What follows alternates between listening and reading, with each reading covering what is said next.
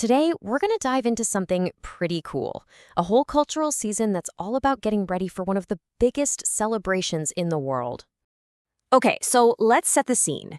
Imagine it's January, maybe 2026. The confetti has settled, you've seen the fireworks, but for millions of people, the real New Year, it hasn't even started yet. That's because the main event, the Lunar New Year, is still just around the corner. And it turns out the time leading up to it is every bit as important as the celebration itself. So, what is this period all about? Well, it's a whole season built around the idea of preparing for the new year, but in a really deliberate and meaningful way. It's called Làyuè. That's the 12th and final month on the lunar calendar. But it's not just a countdown on a calendar, it's an entire season dedicated to getting ready. I think a really good way to put it is this. Làyuè is all about finishing one chapter completely before you even think about starting the next one. And all of this work, all this preparation, it's about creating a very specific feeling. It's an atmosphere called Nian.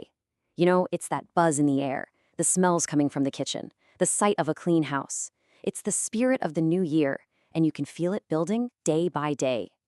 So how do you kick off this whole season of preparation? Well, the very first step is about making space, both literally and, figuratively. One of the biggest traditions is this massive, deep clean of the house called saochen, which means sweeping the dust. And listen, this is not just a light tidying up. We're talking a full-on effort, cleaning every corner, organizing everything, and getting rid of stuff you don't need anymore. But here's what's so fascinating. The symbolism behind it is huge. Sweeping the dust isn't just about being clean, it's this powerful ritual for sweeping away all the bad luck, the stress, and any of that negative stuff from the past year. And this idea of clearing out goes way beyond just your physical home. Làyuè is also the time when you're meant to tie up all those loose ends, finish up work projects, pay off bills, and just mentally close the books on the year.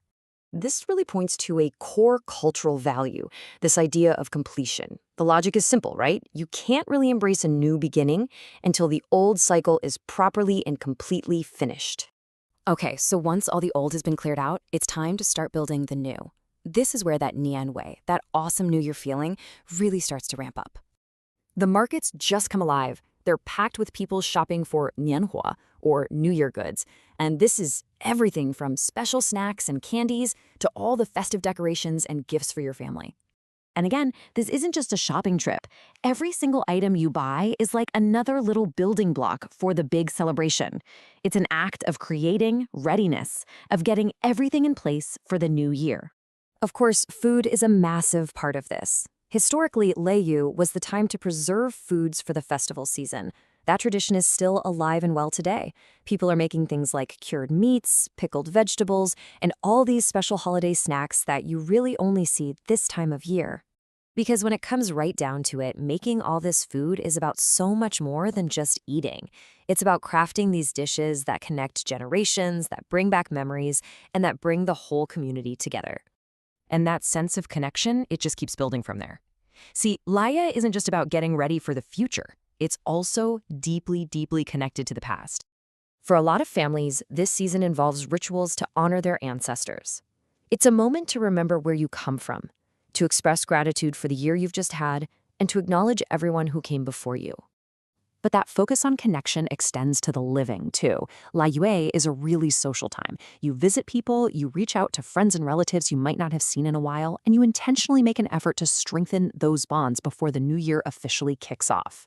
So, when we put all these different pieces together, it becomes pretty clear that Làyuè is way more than just a busy month of chores. What might look like just a stressful to-do list is actually a whole series of really meaningful rituals.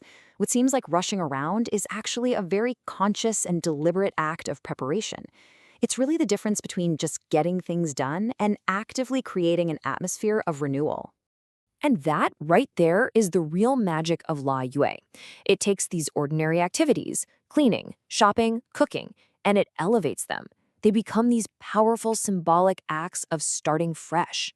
So in the end, Làyuè is almost like a cultural reset button. It's this dedicated time to consciously close one chapter and get ready for the next one. Which kind of leaves us with a question, right? What are the rituals, big or small, that you use to prepare for your own fresh start?